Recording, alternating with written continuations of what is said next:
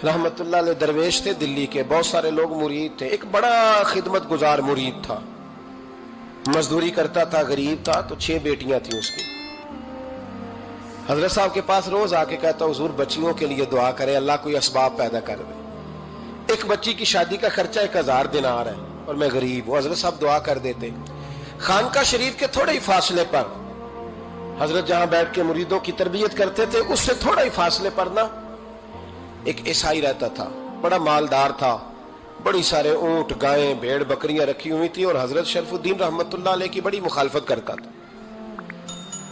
और ये जो आपका गरीब मुरीद था, ये उसका पड़ोसी था। एक दिन बुला के ना उनको कहने लगा कि तू किधर जाके जो है वो टकरे मार रहा है, वहां से कुछ नहीं मिलने वाला।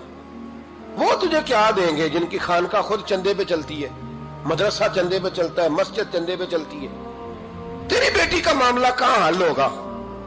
तो उस दरवेश ने कहा कि तू मेरे पीर को नहीं जानता, तू अजय मेरा महबूब नहीं डिठा, तो पता नहीं ना, तू इस रस्ते का मुसाफिर नहीं, तू नहीं जानता, उनका बस चले ना तो वो हर कीमत में मेरी बेटियों की शादी करा दे।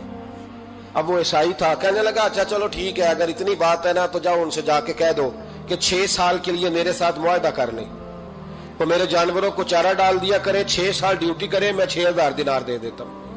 वो मेरे साथ 6 साल मेरे जानवरों को चारा डाले, रखते हैं ना आप चारा डालने के लिए, एडवांस पैसे दे के।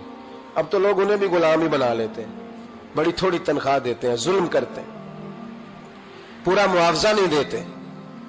हजरत शेख शरफुद्दीन के बारे में वो कहने लगा, जब अपने पीर से जाके कह के मेरे जानवरों को 6 साल चारा डाले, मैं 6000 दे देता हूं, तू जो कहता है हर कीमत पे जाने को तैयार है। उसने जब ये बात की तो मुरीद ने नाराज हो गया, वो लड़ाई हो गई, गिरबान पकड़ लिया, झगड़ा हुआ, बात बड़ी दूर गई। इस तरह की बात करता मेरे हजरत के बारे में, तेरे जैसे कई मैं वहां काम पे रखा दूं। जब वो बड़ी बहस हुई, बात मोहल्ले में, इलाके में फैल गई, दुनिया ने सुन ली, तो शेख शरफुद्दीन तक भी पहुंच गई। इस तरह झगड़ा हुआ है। लोग सो गए इशा की नमाज के बाद। हजरत साहब ने ना सर पे कपड़ा लिया, उस ईसाई के दरवाजे पे दस्तक दी, वो बाहर आया, फरमाने लगे लोग तो सोच समझ के मुलाजम रखते हैं, तूने भी तो सोच ही लिया होगा, तभी तो मुझे ऑफर की है। तू अपनी ऑफर पे कायम है? वाकई मुझे रख लेगा और 6000 दिनार दे देगा? कहने लगा जा बाबा काम कर अपना। फरमाया नहीं, तूने इतने लोगों में बात की, इतनी बहस हुई, तो कायम है? कहने लगा मैं तो कायम हूं, पर आपने नहीं कायम रहना। फरमाया मैं सोच समझ के आया हूं। उसने कहा आप ड्यूटी करेंगे, भैंसों को चारा डालेंगे? फरमाया एक शर्त, बस जब अजान हो जाए ना तो मुझे रब की नमाज पढ़ने की इजाजत दे देना, बाकी सुबह शाम जो तू कहेगा। अगर उस गरीब की बेटियां ब्याही जाए तो मुझे और क्या चाहिए? उसकी 6 बेटियों का बोझ है उसके सर पे, तू मुझे रख ले। अल्लाह अकबर। वो कहने लगा चले पे मेरे साथ खते बंदगी कर ले। आजकल हम स्टाम करते हैं, उस जमाने में खते बंदगी होता था, गुलामी का खत, काजी शहर के पास, यानी उसका ख्याल था कि चलो स्टाम की बात करूंगा तो भाग जाएंगे। फरमाया चल मैं तैयार हूं। काजी तक गए, तय हो गया, 6000 दिनार दे दिए। हजरत ने मुरीद को बुलाया, फरमाया पुत्र ये ले जा, जा मेरी बेटियों को रवाना कर दे। कहने लगा हुजूर ये क्या कर रहे हो आप, कुछ सोचे? फरमाया यार जब तुझे बेटा बना लिया तो फिर मेरी पोतियां तो लगती हैं ना, मेरा हक तो बनता है ना, जा जाके ड्यूटी कर, उनको ब्याह दे। बात फैल गई। बादशाह भी अकीदतमंद था, वो 12000 दिनार लेके पहुंचा। क्या बताऊं इन रब के बंदों का दिल कैसा होता है, क्या दर्द होता है, क्या रंग। 12000 दिनार लेके बादशाह आया और आके हजरत को पेश किए, का हुजूर आप दें इस ईसाई को, डबल दें और जाए काम करें। आप फरमाने लगे तू पैसे दे, शर्तें ना लगा, मेरा जहां दिल करेगा मैं खर्च करूंगा, मुझे तो मजा ही अब आने लगा है, अभी तो लुत्फ आ रहा है, अभी तो जायका आया है कुछ करने का, पैसे देने हैं तो दे, पाबंदी ना लगा, जहां मेरा दिल करेगा मैं। उसने कहा हुजूर ठीक है रख ले। हजरत ने फजर मस्जिद में पढ़ी, जेब में 12000 दिनार थे, ऐलान फरमाया भी किसी और की बेटी भी बैठी है तो पैसे मेरे पास है। वो 12000 दिनार भी बांट दिया और 12000 दिनार बांट के ना तो फिर चले गए खेत में चारा काटने। उस ईसाई को किसी ने बतलाया कि उनके पास तो 12000 आया है, पर तुझसे जान नहीं छुड़ाई उन्होंने, कि वादा ये हुआ था कि 6 देंगे तो जाएंगे, जब तक देंगे नहीं तेरे घर में काम करेंगे। वो ना चारा काट रहे थे, हजरत साहब तो वहां पहुंच गया, दूर जाके खड़ा हो गया, कहने लगा बाबा پہلے تو میں نے مسلمانوں کے اخلاق سنے تھے، اب تو میں نے دیکھ بھی لیے. پر یہ بتا جب 12,000 آیا تھا جان کیوں نہیں چھڑائی؟ تو حضرت چارہ کاٹتے کاٹتے رو پڑے. فرمانے لگے تو نہیں نہ جانتا یہ بیٹیاں سانجھی ہوتی ہیں، پتہ نہیں نا. میرے رسول پاک نے تو حاتم تائی کی بیٹی کے سر پہ کپڑا رکھ کے کہا تھا بیٹیاں برابر ہوتی ہیں. تو یہ نہیں پتا جب اس کی 6 بیٹیوں کی شادی ہوئی ہے میرے اندر روحانیت کتنی بڑی ہے. فرمایا پھر 12,000 آیا ہے تو 2-4 بچیاں پھر گئی ہیں. تجھے نہیں پتا میں اندر سے راضی کتنا ہوں، میں تیری نوکری کرتا رہوں گا، پتہ نہیں اللہ کتنی بیٹیوں کو بیاہ دے گا.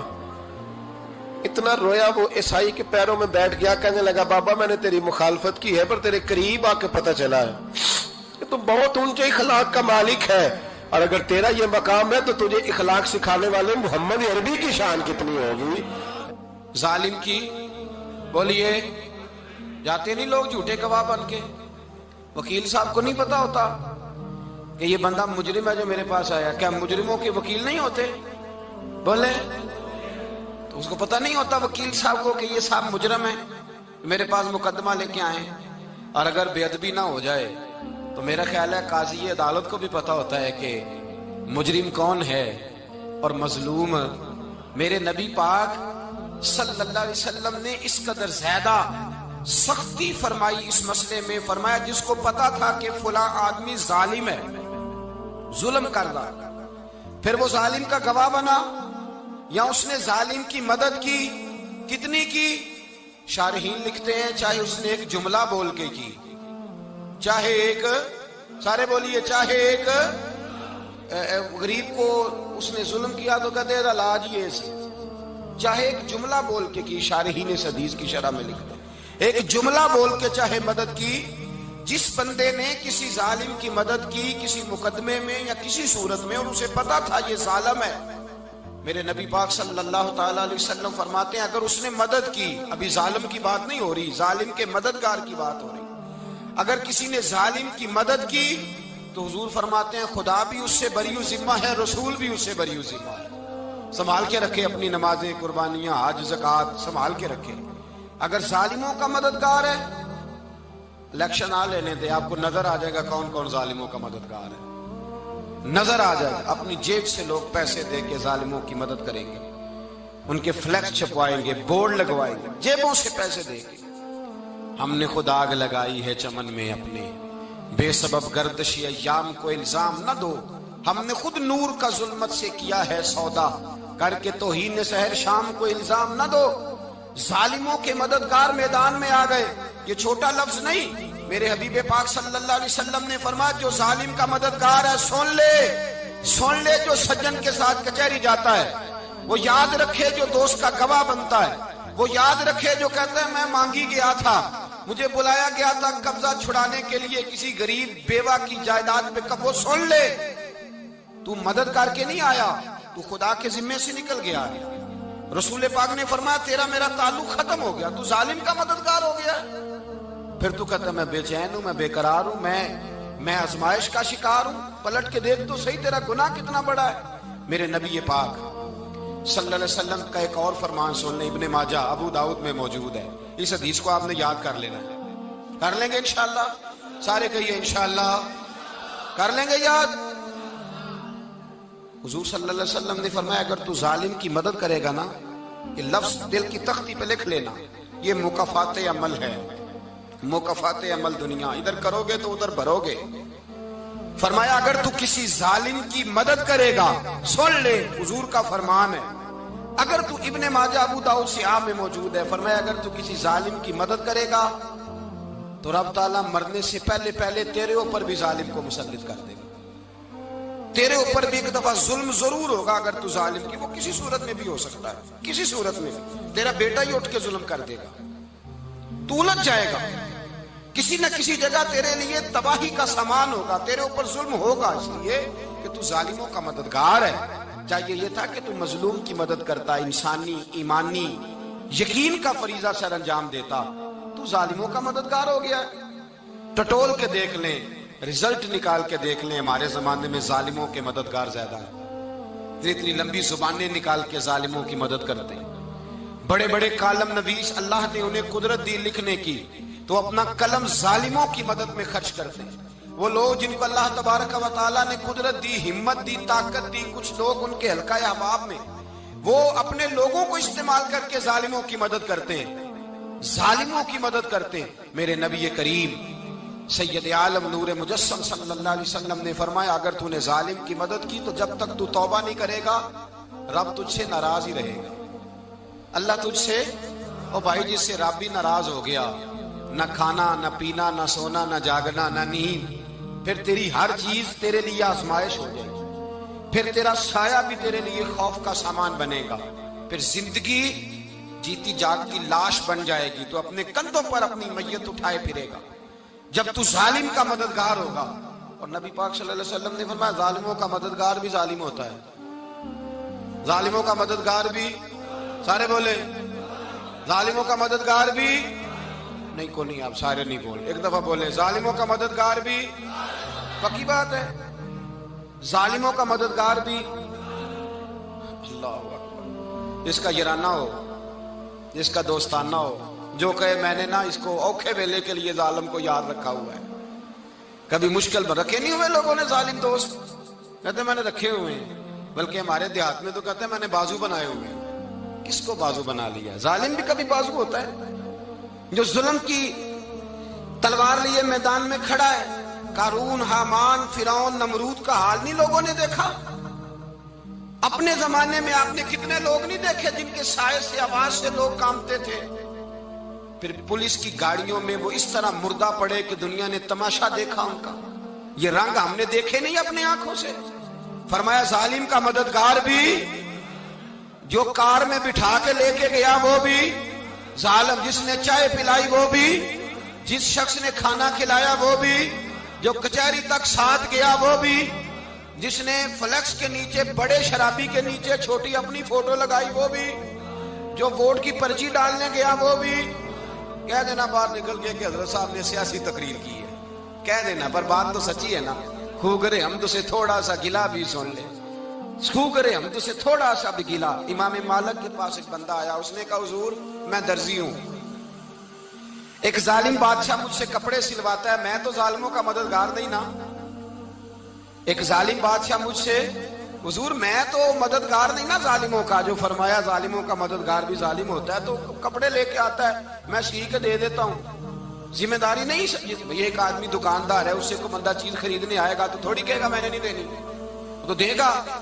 کوئی بندہ اگر کسی شخص سے کوئی کام کہتا ہے جو اس کی فیلڈ ہے، اس کا شعبہ ہے، اس کا معاش کا وہ سلسلہ ہے، کہتے ہیں یا رسول اللہ صلی اللہ علیہ وسلم ظالموں کا مددگار بھی ظالم، حضور نے فرما دیا۔ تو امام مالک سے بندے نے مسئلہ پوچھا، دل کی تختی پہ لکھنے والی باتیں ہیں، کہا حضور میں درزی ہوں، ظالم کپڑے سلواتے ہیں، میں تو مددگار نہیں نا۔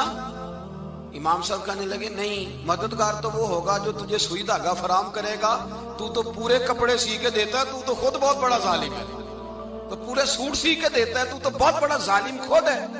مددگار تو وہ ہوگا جو تجھے دھاگا دے گا، جو تجھے بٹن دے گا، جو تجھے نلکی دے گا، جو ظالم سے اتنی نفرت ظلم کر کے بندہ ہے۔ یہاں تو ہمارے زمانے میں ہیرو بن جاتے ہیں لوگ، ظالم ہیرو ہے، لوگ اس سے ڈرتے پھرتے ہیں، گھومتے پھرتے ہیں، اور بہت سارے کم مزاج لوگ اس کے پیچھے ہاتھ باندھ کے پھرتے ہیں۔ ظالموں کی مدد کرنا، ظالموں کے ساتھ رہنا، یہ ظلم ہے، ظلم، یہ زیادتی ہے۔ میرے نبی پاک صلی اللہ تعالی علیہ وآلہ وسلم نے ارشاد فرمایا، یاد رکھو رب فرماتا ہے میں مظلوم کی مدد ضرور کروں گا، چاہے جلدی کروں چاہے دیر سے کروں، میں مظلوم کی مدد۔ اور حضور صلی اللہ علیہ وسلم نے فرمایا ہے، حضرت معاذ بن جبل کہتے ہیں حضور نے مجھے یمن کا گورنر بنایا، جب میں جانے لگا نا تو حضور نے بڑی نصیحتیں کی، بخاری میں موجود ہے، فرماتے ہیں جب میں پلٹنے لگا تو میرے رسول نے فرمایا معاذ ایک منٹ ٹھہر جا، ایک بات میری یاد رکھنا، اس کو نہ بھولنا۔ کہا حضور کیا؟ فرمایا دیکھنا کسی پہ ظلم نہ کر بیٹھنا، کہیں تجھ سے زیادتی نہ ہو جائے۔